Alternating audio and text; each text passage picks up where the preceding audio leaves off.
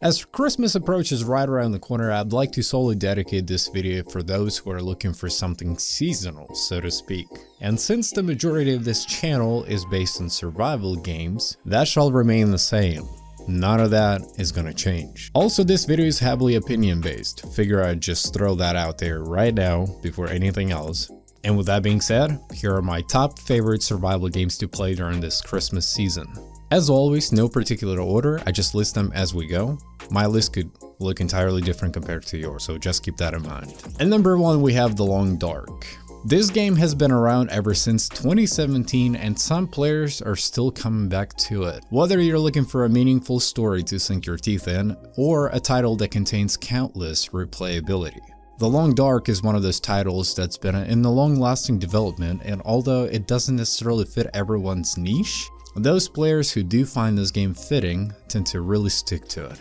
And number two, we have Smalland. This game is a new addition to my list, but also hear me out on this one. Many will argue that this game is just another grounded game. And what can this possibly have anything to do with Christmas, right? Now, unlike Grounded, this game has seasonal changes. Regardless of where you locate your base, you will experience all 4 seasons. Now, with that being said, that's not all of it. I think due to its very carefully chosen art style, not only does Smalland appear very RPG-like, but it is also filled with mystery and fantasy along the way, which truly brings out that holiday spirit. I don't know if it's just me personally, but I felt like it was just very important for me to include this title on this list. Some people have mixed feelings about these types of games. I personally absolutely love them, which is why I included the next game on this list. So, number 3, we have Valheim. Valheim is one of those games you will come across unintentionally, but once you do, you'll never regret it.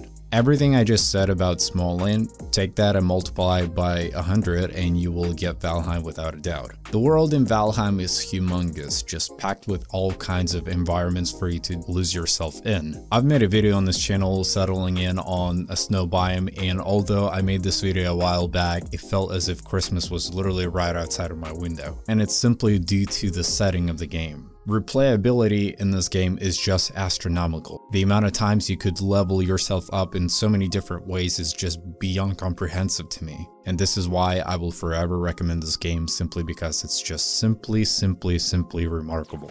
At number 4, we have the medieval Dynasty. This one started out as a life sim that progressively transformed into a survival game while maintaining as a life sim. It's not anything crazy in terms of survival. The game clearly still focuses on management style more than anything else, but it does feature some key elements of any survival game, such as farming, building, hunger, and thirst. The game takes you back in time, and although at some points throughout the gameplay it may feel a bit grindy at times, it is still indeed a very good game that is filled with plenty of content to discover. It very much deserves to be on this list. The winter in this game is absolutely gorgeous. At number 5, we have Subnautica Below Zero.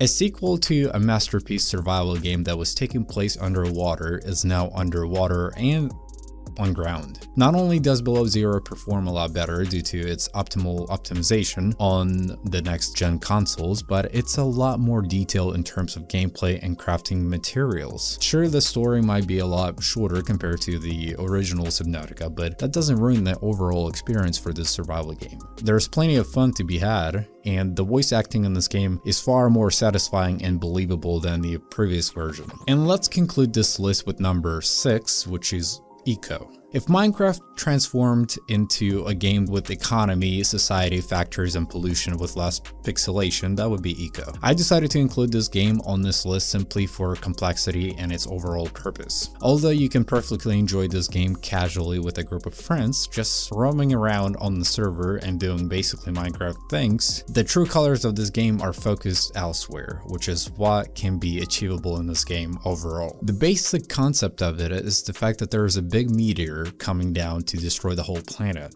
that you're on. And the question remains, will you stop it or will you let it destroy everything it touches? The resources you gather do not respawn. Once it's gone unless you plant a seed in order to regrow it, which is what humanity does in real life. But what's crazy is that everything listed above is the only surface of the game. The complexity of it only begins from then, and I assure you of that. Thank you for watching. Hit that like button for me if you enjoyed this video, dislike it if you didn't. Don't hesitate hesitate to share your list with the rest of us. I upload twice or 3 times a week, depends on the schedule, so possibly consider subscribing for future content like this one. I wish you guys a Merry Christmas. Please be safe, drink responsibly for those of you of age. This was your boy Roos, and I'm out.